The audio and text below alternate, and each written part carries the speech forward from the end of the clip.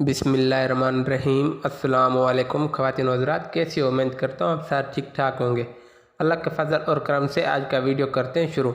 आज की वीडियो में हम आपको बताएंगे पानी से गुर्दों की पथरी का इलाज।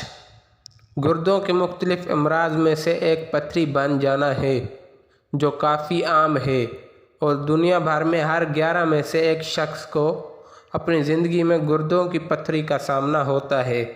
अगर आप भी उनमें से एक हैं तो उस बात को 50% इम्कानात हैं कि आपको एक बार फिर इसे आर्जी का सामना करना पड़ सकता है। पानी का ज़्यादा इस्तेमाल पथरी को निकालने के लिए काफ़ी साबित होता है।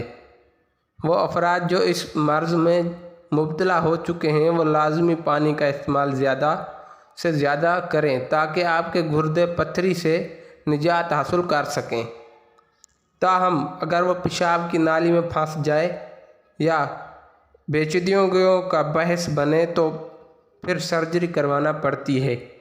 अगर आपको पथरी है, अल्लाह करे ना हो, अगर है तो आप पानी ज़्यादा पिए। 8 गिलास तो पी लिया करें दिन में, गर्मी हो या सर्दी हो। अब तक के लिए इतने, अपना बहुत सारा ख्याल रखिएगा, हमें भी दुआ में याद रखिएगा। अगर आप इस चैनल पर नहीं हो तो चैनल को सब्सक्राइब करो, वीडियो अच्छी लगी तो लाइक करो, अपने दोस्तों के साथ शेयर करो। अल्लाह हाफिज़।